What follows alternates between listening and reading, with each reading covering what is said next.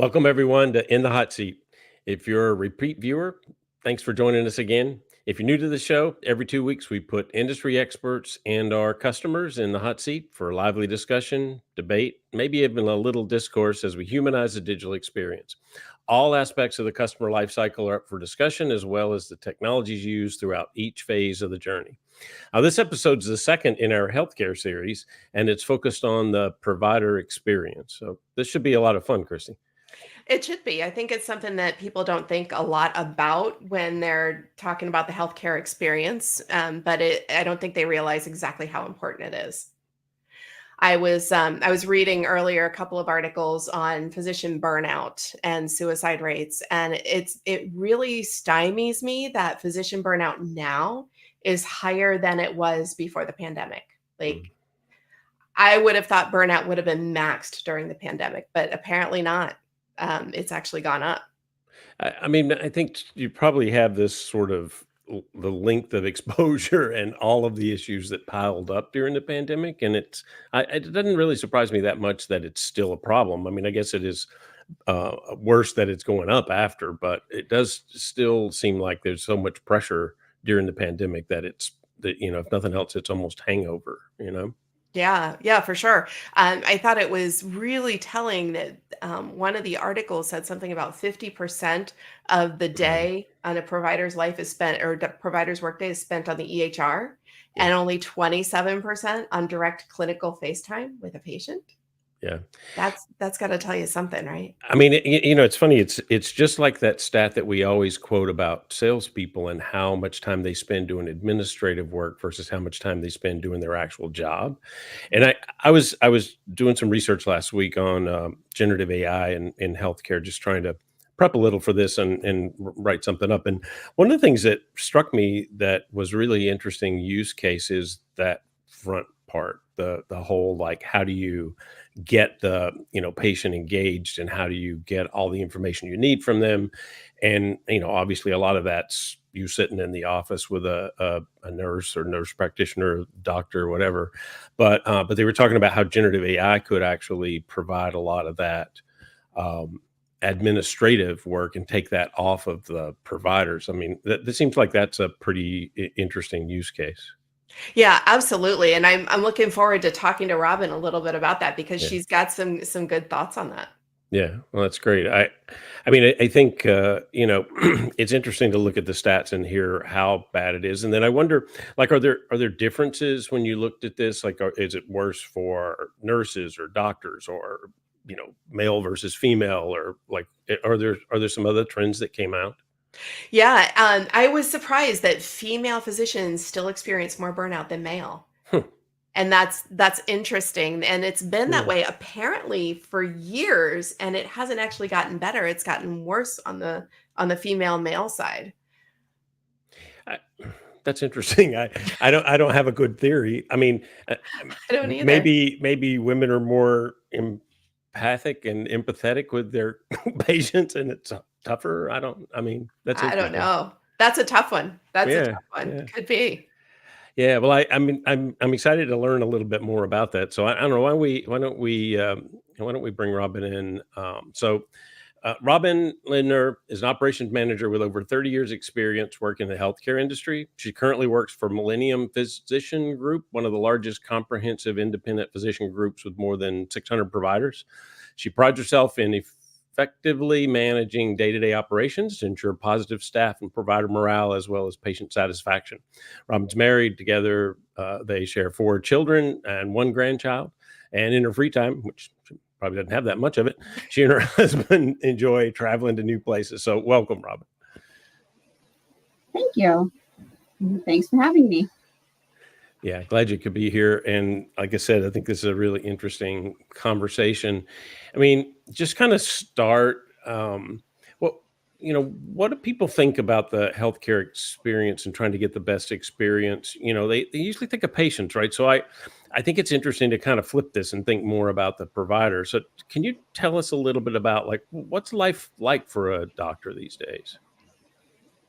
Well, it's tough. I think trying to Yeah. balance, it's not just taking care of the patient anymore, unfortunately.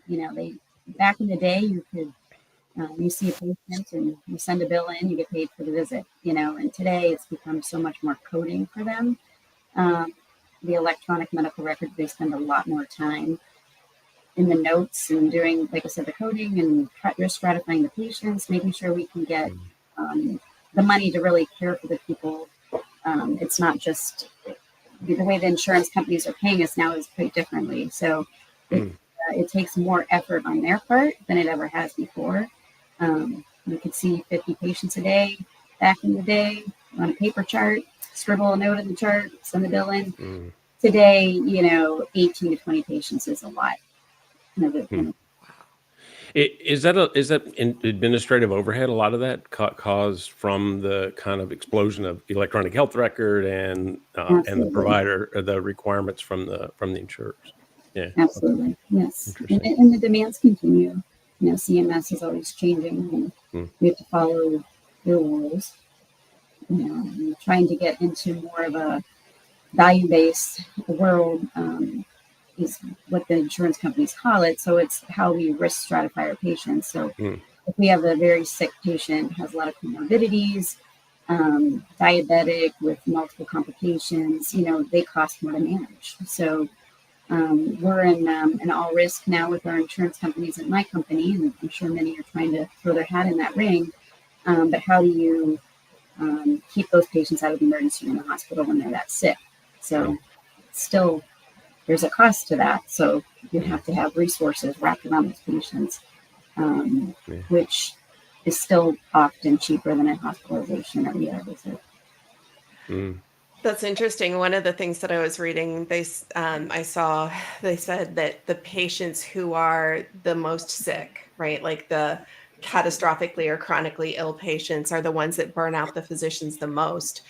And so way before we started, Michael and I were talking about burnout and its impacts. Like, what are you seeing? How does it impact the provider? And because it impacts the provider, how does it impact the patient? Well, I think the burnout is coming from the EHR, a lot of it, but in the way we get paid. So they're never off work, right? So they're documenting at night. Those test results are coming in before you'd go to the doctor's office and you'd wait for your test results to come in a week or whatever it was. That pops right into the in-basket. They're able to view that. Often it goes right to the patient's portal, which there's benefits to that. But then when somebody's levels are off this much and they really are fine, they still might panic and they're calling the doctor in the middle of the night. What's going on with my test result? So while it's great to have all that at our fingertips, it also their day is never done. And again, it never was, but it's even just more now. They know that their patients in the hospital, something pops up in the chart before they even get to work the next day. Their day never ends. And so I would say that's where I think a lot of the burnout's coming in. And the patients, I think that in a lot of ways the care is better for them because of us having different, it's hard to lose patients to follow-up anymore. Back in the day, if the patient didn't show up for their appointment, you might forget about them. You didn't know about them. Now there's report after report. This patient we haven't seen in 90 days. We need to get them in. So while it's great, it's also, burdensome to the physicians. They can also get frustrated with that. You have patients that are non-compliant, don't come. How do you take care of them? But yet we're really being held responsible now for that patient. From a cost perspective, from a quality perspective. So it's frustrating, it can be very frustrating. We have to continue to take care of these patients. So I think the burnout comes from a lot more work, more accountability on the physician side and the patient side. And then I don't really see the providers treating the patients differently. They're in healthcare because they want to take care of people. I don't think the patient experience is getting worse. I feel, if anything, we're always focused on that. But definitely the providers are burning out. I mean, that's kind of an interesting point because we do hear a lot and read a lot in the news about patient experience, but you don't really hear that much about provider experience. So I'm curious, like, who's responsible for the provider experience, and how do you improve the experience for them? For me, I take ownership in it a lot. I try to build very close relationships with my providers, my Mhm. physicians. I'm there for them. If they text me or call me, and it happens, on a Saturday or Sunday, I still respond to them. I'm always available for them, because I'm there to help fix their problems. So if something's Mhm. not working, because again, technology, there's always, now there's an app when they're on call instead of, a pager back in the day, so that Mhm. they're always available and they have that chart in front of them. But then when that doesn't work, what do? Mhm. So they call me and then I call somebody else and we try to fix it. But so I try to really make their day as seamless as possible. If they aren't happy with their schedule, what do we do to fix that? How do we make it a better flow in the day? Mhm. Um, Making sure that they have help, that their staff is I take care of the issues. They shouldn't have to take care of that. That's my Right. job. So I think just having good, strong leadership present with them Mhm. and work with them as a partner, and build that relationship, I think helps. It's not going to take away all of it, but it it definitely helps to have somebody that's managing the circus for Mhm. them. I mean, you work for a large practice, and so obviously you have resources, more resources maybe to worry about some of those kinds of things or operational kind of issues. So, but I mean, how does that work across, large and small practices? Like, is this a fairly common approach now to have more of an operational kind of focus for somebody in the practice, or? I'd say yes. Like I started out at a front desk and worked as an MA in the back, and but my way of helping providers has always been the same, right? Build the relationship. What Mm, can I do to make their day go smoother and easier?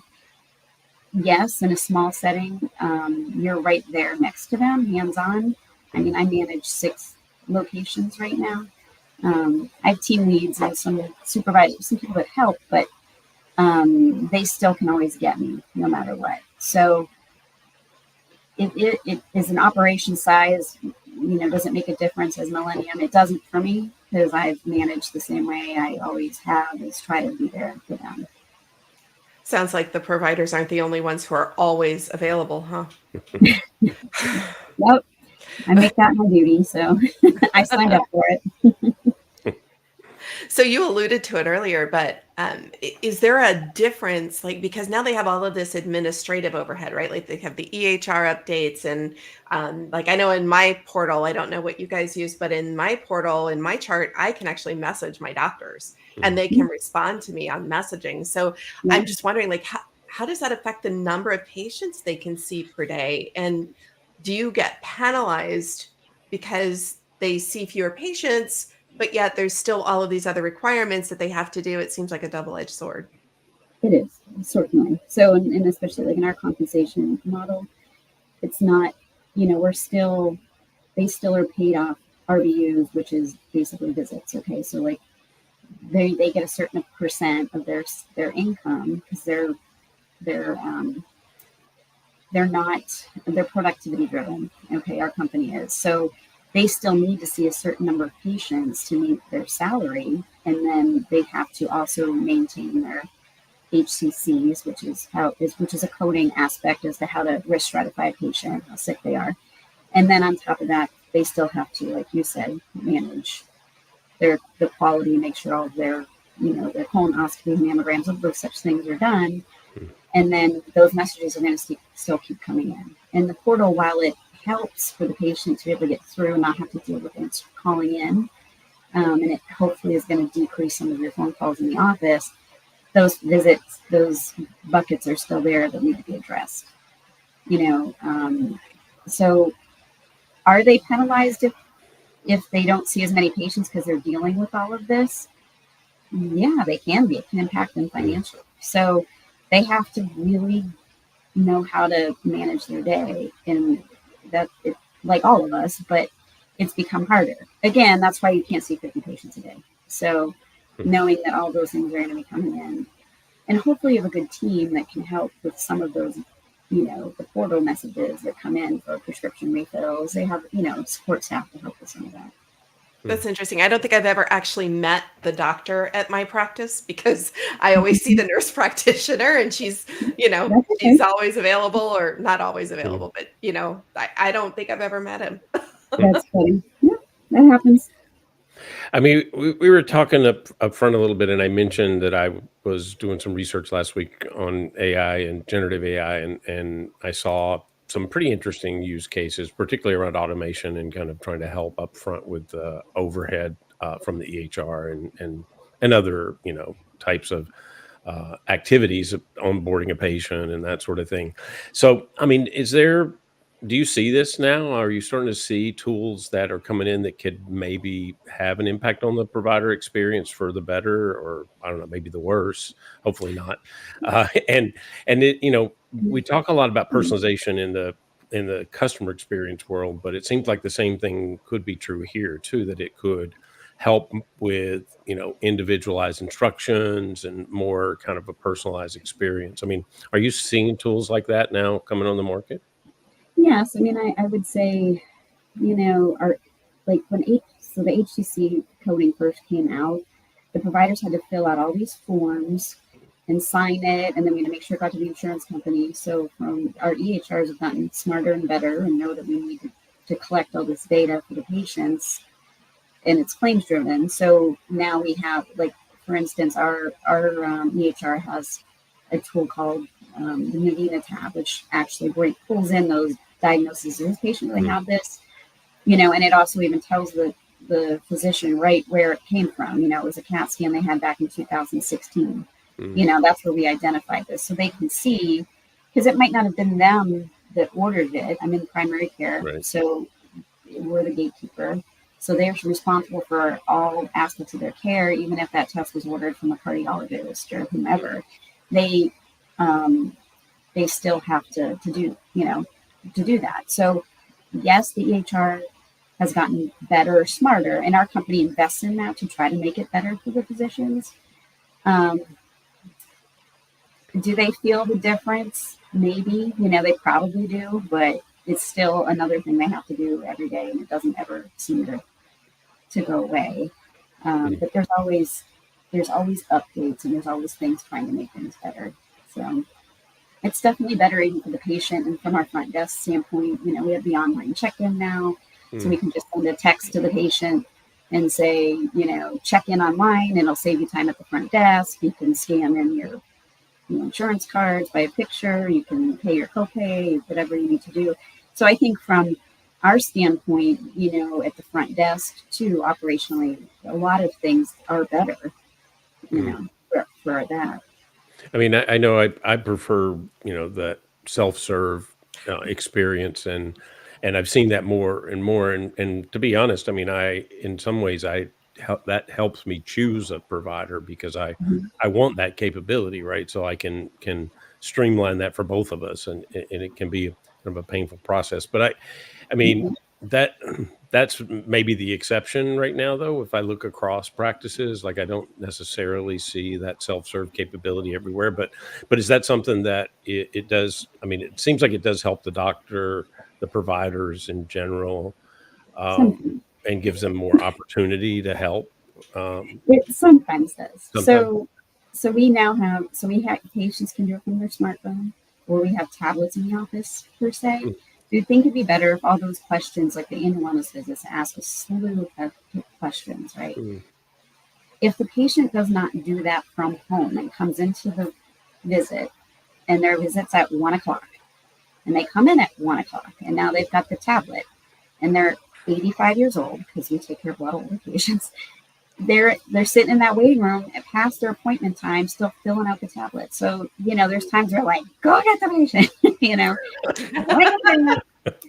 throw the tablet away. So, yeah, it's, it goes both ways. So we try to encourage them to check in online and do that before they get in if they have the capability, but a lot of those older patients don't. it's, that's true. It's a double-edged sword. Yeah. My dad still has a flip phone, so he could never do that. My father finally updated. It was amazing. Congratulations. Yeah. So in patient engagement, we talked about does the provider burnout impact the patient, but how does the patient's level of engagement in their own care impact the provider experience? Like, does it, like, example, a friend of mine had a test done. She's high risk for breast cancer. Got the test done. The test came back and it had some questionable things in it. And she immediately panicked and immediately messaging her provider, calling her provider. And, I think about cases where, like you said, like that stuff comes right into my chart and I see it the second it's there. And it doesn't matter that there's a disclaimer across the top that says, hey, your doctor hasn't seen this yet. Don't worry about this until you talk to your doctor. But like, is it good that the patient is ultra engaged or is it more hassle?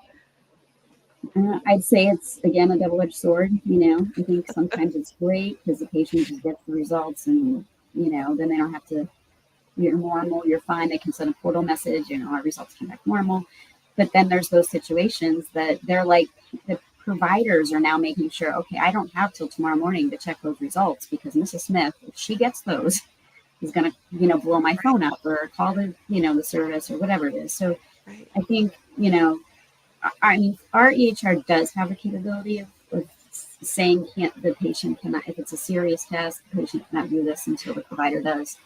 At this company, we did not have that at my old company. So I think that is a plus, if there's something they're really concerned about that's very sensitive or that it'll be a hard conversation and they don't want the patient to find out like that. So there is that capability, fortunately. But what about the flip side for patients who don't engage at all? It's tough. Right. So you can't, and I constantly have to tell my staff this, like, we can't depend on the patient that they're going to get that message in the portal. We can tell if it's read, but it's like, don't forget about them, because if we want to make sure they know about the results, if we want to see them in 3 months, we can't, because then it can go to this follow-up bucket if they don't look at it. And then it just, you don't want to lose somebody to follow up if there's something really serious for them to know about. So, you have to be mindful of those things. So, do the docs have any latitude at all when it comes to firing patients? Not so much anymore, which is definitely a frustration on their end. We contract with payers, with insurance companies. If they want to pay us, we say that we're going to see them a new patient in this amount of time. If they need a follow-up care, it has to be within, if it's an acute issue, depending if it's urgent in 48 hours, or that we have to be able to provide service for them. We agree to that. But on top of that, if the patient is not nice, and that kind of happen, or they'll call out one of my physicians' name, and I go to compliance and say, I want to discharge this patient. Well, we have to send them a code of conduct first and say, you have to behave. And if you don't behave, then we can ask the insurance company if we can discharge them. So, it's frustrating. I had a patient that threatened to meet me in the parking lot one day because my provider hadn't given her narcotics yet. And it was Friday, and I couldn't discharge that patient. I'm like, she threatened me. And, so that part's frustrating. So you don't have as much say as you did back in the day. One of the things I heard in that I guess surprised me, and again, I'm not from the industry. I'm a user, but I certainly am not an expert at all. But this idea that the insurance company is the one who makes the decision that you could get rid of a patient or not, that troubles me. I'm surprised by it. Yep. It's true. And then, they're like, what did you do to try? And they'll even, if the patient complains about us, then I have to go through this whole, they'll call me and say, what happened? They have to hear our side of the story. The patient put a complaint out against you. It doesn't happen often because I think we provide pretty good care and are empathetic, but you're always going to have, those people. So. Are there government regulations that come into play around this too? I mean, obviously, I know HIPAA and privacy and all those things are in place, but like, are there other compliance issues that you have to worry about around that as well? I'm sure from a legality standpoint, and CMS, Medicare, they create a lot of rules. There's some new questions that have come out recently that they want us to ask the patients. The CMS has. We started to ask the questions, which is really based around patients' what's the right word? Social determinants, and if they're able to care for themselves, get food, their medications, the things that they need. And so they've put some new questions out there that are pretty private and uncomfortable for people to answer. And it was, things like, have you been in jail in the last so many months? Have you had a sexually transmitted disease? Like things like this they're now popping up in our EHR questionnaire, when they check in.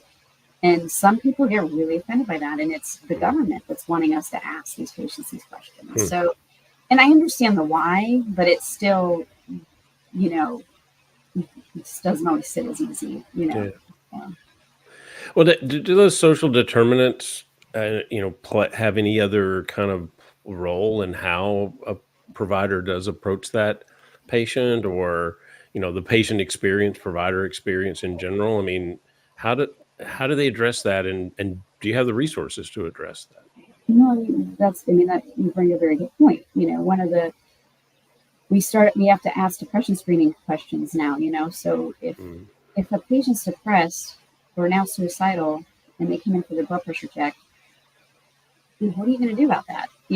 So, of course we have to address that issue then, but not always do we have the resources, so now we find out this patient has issues. They don't, they're not being cared for. We need to know that as a primary care physician, but again, we don't always have those resources. And are they going to accept the help on top of it? We have one social worker for all of our, and there's those mental health is an issue that we just don't have the resources available to get these patients the help they need right now. So while it's good to ask the question, but then like we just said, what do you do about it? And how fast can you handle that? I feel fortunate that we do have a lot of resources in place for our patients. Working in a bigger company, we are able to provide some of that, and we keep continuing to add resources that we need to manage patients if they're this sick. And we started in group health. We now have patients that we can get to their appointments through Uber. So our company's been very progressive and healthcare and really outside thinking and trying to how do we do this? If we're going to do this right, how do we do it? I mean, it's interesting because you have that information, but then doing something with it sounds like that's still quite a burden on. Yeah, it's not a 15-minute appointment, right? Yeah, I guess. Right. I mean, what do you do to somebody who answers the question, do you feel safe at home? What do you do with somebody that says not really? Do you let them leave your office and go back home? We just had a situation, I don't know, last week where a patient said that she really wanted to speak to her provider, her physician, without her husband in the room. And they got the, Robyn, can you come to the office? I don't know what to do with this kind of thing. And, so we go talk to the patient. The husband's trying to get back into the waiting, he's in the waiting room, wants to come back. I'm like, do we need to call the police? What do we need to do? And it turns out that she just wanted to talk to the provider by herself. She had Parkinson's disease and she was very sick, and he was her 100% caretaker. So for him to not be allowed to go in the room was very upsetting to him.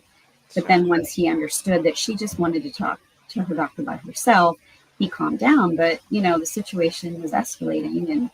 And, so sometimes people don't feel safe at home, but also are afraid to tell anybody. And recently, this actually came up with our medical director because of those questions that now we have to ask. What do we do about it? And leadership were like, how do we handle some of these things? And he said, well, technically, if it's say if you feel safe at home, question comes up and it's the wife says no, and then we say, well, can we call the police? Can you know? If they say no, we legally can't do anything if it's their spouse. Now, if it's a mentally challenged person or a child, that's different. We have to report. But if it's, say, a spouse, we can't. So there's, those things that we need to all be better educated on. And our staff needs to be educated on, and our physicians and providers, like how do we handle some of those situations? Well, and that's got to contribute to burnout too, knowing, okay, this woman doesn't feel safe, and she doesn't want me to call the police. She doesn't want me to call a shelter, and I'm going to let her walk out of this office and go back home. Like that would be tough to deal with, knowing that. Yeah. And, back in the day when they went to their doctor for high blood pressure, they didn't talk about those things.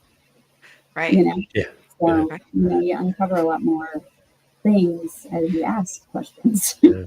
I mean, and you certainly want to protect privacy. And I think, I mean, that makes sense to me as well. But when you get an at-risk person, it really is like, that's a very thin line to walk between privacy protection and personal protection for the patient. So you mentioned a little while ago, one of the things that the docs have to do is the risk identification and stratification. How is that done? I know when I worked for Genea, we were working on a lot of tools that would take the risk ID and strat and try and blow it out and identify, people who were at risk for future hospitalizations, or people who had a diagnosis code that would indicate that another diagnosis may have been dropped or something like that. Are providers doing that all on their own, or is some of that automated now? No, it's very much automated. Oh, good. Yeah, there's the tools in there to do that. And then we also have, we're trying to identify our high-risk patients that are more sick. And there's an algorithm that they put into place to figure that out, whether it's, so many comorbidities, or, how many times they've been out of the hospital. Obviously, it's cost. Sometimes they're very expensive, patient hospitalization. But, a lot of times we still need our physicians to look at those lists, though, because they know the patient. We're just putting information into a computer. So there'll be oftentimes say, this patient should not be considered high risk. They had one episode 6 months ago. Now they're fine. Yes, they were expensive when they were in the hospital, but now they're better. So, you still have to depend on their expertise and their knowing the patient to know you're not just looking at a piece of paper saying this is what makes them sick. So, the computer is great, but you still have to obviously have some human touch there. Kind of like the conversation we were having about ChatGPT, and you can use it, but somebody's got to go back through it then and make sure that what it said was accurate. Right. Yeah. Well, that kind of also brings me to the next to this idea around telehealth. And I know we've, obviously during the pandemic, we got excited about telehealth, and for good reason. And I mean, I certainly used it as much as anybody else. So it's definitely more prevalent. But like, is there? Where do you think this is going? Like, are we going to get to offices with no doctors and chatbots? And no, I think there's definitely a need to see a patient, to listen to their lungs, to be able to look in their ears, to do, those things, that you can't identify on a telehealth. Is it a great tool? It is, and I have a lot of offices that use it, and I think it's okay to do that.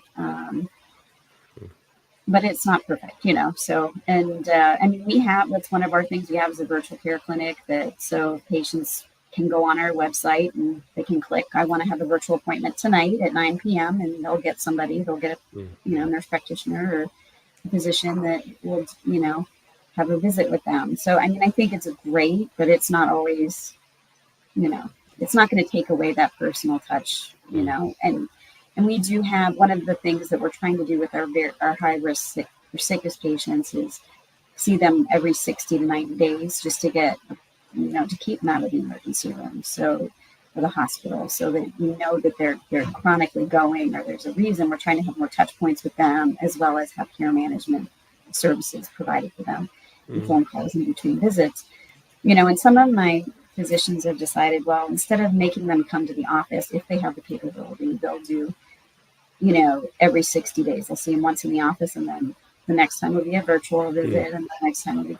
So it takes the stress off the patient coming into the office that frequently, but we still get touch points with them. So I think that's a good way to use telehealth, but you can't see a rash that well, and there's certain things that just aren't gonna. Right. Well, how do doctors feel about that? I mean, it seems like there are advantages to some things around it, but then there are also a lot of limitations. But in general, is that a good experience for the doctor, or? It's a mixed bag, I have some providers that are like, absolutely not, I can't hear their lungs. It was great during COVID because it kept the sick patients out, but we could still take a peek at them and talk to them, hear their conversations, and keep the people come into our offices safe from COVID. So I do think that it was necessary during COVID.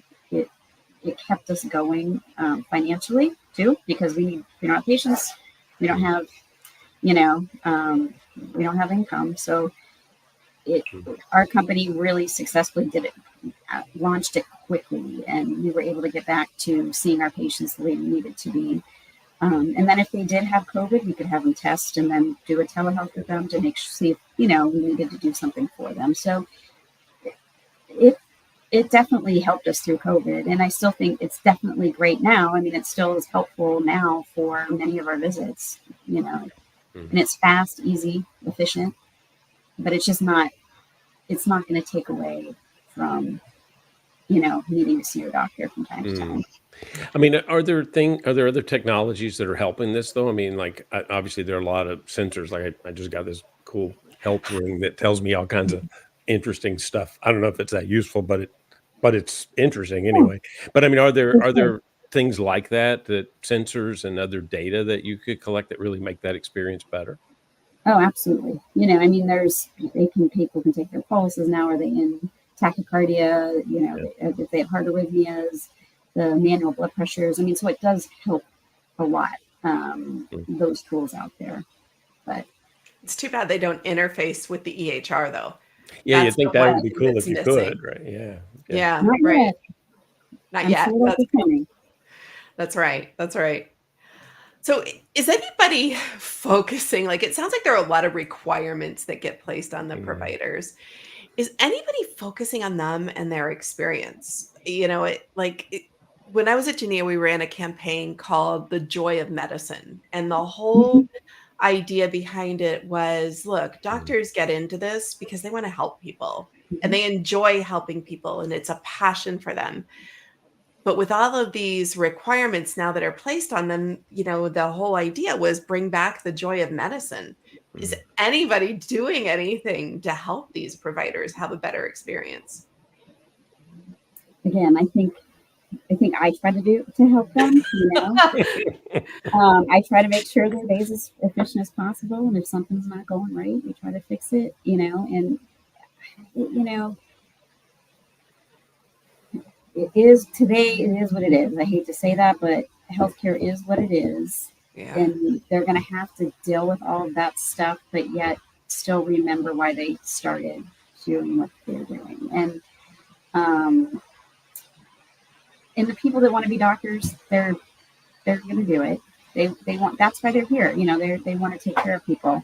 Do they burn out faster? Maybe. I don't know. And I can see the reason why, but I also, it is what it is. They can't go to any institution, anywhere that you go. This is today's medicine. So they have to do that. And I see different providers saying different things. I have some that, that are younger, that fresh out of residency, they're used to it. That's what they've gone through their residency. The EHR was there. All these things have been there. They've had to deal with it. They're younger, so they're techier usually, But then the older people, my generation and up, struggle a little bit with it, because they went through they were the family doctor that they came to see, and, with all the kids, and they're 3 generations in. And for them to have to deal with all this stuff is more overwhelming for them, I think, and I get it. But some of the physicians, they wanted to they love being a doctor, and, so it's just, again, a mixed bag. I don't really know how to answer that question, Kristy, because it is what it is. We talk a lot about the electronic health record, and as a patient, I can see a lot of benefit, right? I mean, it's this consistent thing. I can move it around to different providers if I need to, and the information's all there and all that. But from a physician perspective, I can see it creates overhead, but I guess there was always some overhead that had to be done, whether it was electronic or a piece of paper and a pencil. So, I mean, how do physicians see that? Is that a good experience for them? Do they think it's a help, or is it kind of mixed around that? I would say that as far as overhead goes, physicians don't have the concern as much as they did back in the day, because there's hardly any independent practices anymore, because they can't afford to manage. That's why they go to places like Millennium Physician Group. They have somebody managing the business for them and handling the overhead and all of those things. So they can't. You don't see it hardly. I mean, there's probably a handful in the area that are private practice here in my area. So, and the EHR expense, to stay up with the things that are required, it's next to impossible. So overhead isn't really a concern of theirs as much as it used to be anyway. As old as I am, I used to be the one writing, insurance bills and submitting them to the insurance, and I handwrite them or type them on a typewriter or whatever. Today it's like, for those of you who don't know what a typewriter is, Google. Yeah, I was going to say, where's the typewriter in your office now? I mean, right. You don't have a typewriter. Yeah. So those things are way better. You used to wait a month or 2 to get a check from an insurance company, because you'd handwrite all the bills out, send them out. Now you hit a button and it's in your bank account within, a couple days. So, it's a lot, that part's a lot better. Still require a lot of staff. I mean, that part doesn't go away. The patients need phone calls, and, there's just something more, there's different things they have to handle differently. Well, I mean, all these things kind of, and even our upfront banner talking about, burnout and that sort of thing. I mean, is it harder to get providers now? I mean, do you have a recruiting issue, or is there a shortage, or is there one coming, or what's the state of the state there, I guess? I guess so I'm from Erie, Pennsylvania, and it snows a lot there. And I managed a residency practice, and that was what really helped keep doctors in Erie, Pennsylvania, because they ended up doing the residency there, and then we try to hire them or try to keep them there and recruit them. It was hard to recruit to Erie, Pennsylvania, and there's a lot of specialists that were lacking there, because of that. Dermatology, you name it, it was an issue there. In sunshiny Florida, people want to live here, so it's not as hard to recruit. And we have a plethora of dermatologists here, which we need because everybody's out in the sun. But true. There's some kind of skin cancer in Florida. But anyway, it's it is. I don't think there's going to be a shortage so much. I don't. There's always going to be a need for doctors. People want to become doctors. I'd say there's probably shortages in certain specialties. I don't know what they are, but that might not be as, people don't want to go into urology as much as, something else. It's not as fun to do. I don't know. Right. This is all really interesting and enlightening. I often wondered if anybody ever thinks about the provider experience, and it kind of seems like maybe not quite so much as they do about the patient experience. So, Not as much as we should, I suppose. Probably not. Probably not. But that is all the time we have today. Robyn, you survived the hot seat. Congratulations. And I would invite anyone out there, if you think you have what it takes to be in the hot seat, let us know. We'd love to hear from you. That's your In the Hot Seat episode for today. Thanks so much for being with us this week. I'm Kristy Tupper.